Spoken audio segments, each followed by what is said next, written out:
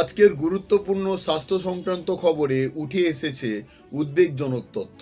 নতুন এক গবেষণায় জানা গেছে ভারতে যদি অপুষ্টি দূর করা যেত তাহলে শুধু 2023 সালেই প্রায় 7 লক্ষ যক্ষ্মা বা টিবি রোগের ঘটনা প্রতিরোধ করা সম্ভব হতো।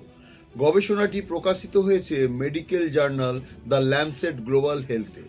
গবেষকদের মতে শরীরের ওজন স্বাভাবিকের তুলনায় অনেক কম হলে, অর্থাৎ শরীরে পুষ্টির ঘাটতি থাকলে রোগ প্রতিরোধ ক্ষমতা দুর্বল হয়ে যায়। ফলে শরীরে লুকিয়ে থাকা টিবি ব্যাকটেরিয়া সহজেই সক্রিয় হয়ে রোগে পরিণত হতে পারে। বিশেষজ্ঞরা বলছেন শুধু ওষুধ ও চিকিৎসা দিয়ে টিবিকে হারানো সম্ভব নয়, অপুষ্টির বিরুদ্ধে লড়াইও সমান জরুরি। বিশ্ব স্বাস্থ্য সংস্থার সাবেক প্রধান বিজ্ঞানী ডক্টর সৌম্য স্বামীনাথন বলেছেন, ভারতে 40%-এরও বেশি টিবি রোগের পেছনে অপুষ্টি বড় কারণ।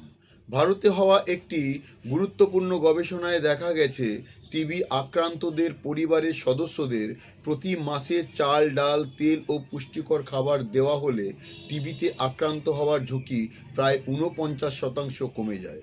বর্তমানে বিশ্বের মধ্যে সবচেয়ে বেশি টিবি রোগীর সংখ্যা হচ্ছে ভারতে। যদিও গত কয়েক বছরে পরিস্থিতি কিছুটা উন্নতি হয়েছে, তবুও বিশেষজ্ঞদের মতে টিবির বিরুদ্ধে লড়াই মানে শুধু জীবাণুর বিরুদ্ধে যুদ্ধ নয়, বরং ক্ষুধা ও অপুষ্টির বিরুদ্ধেও যুদ্ধ।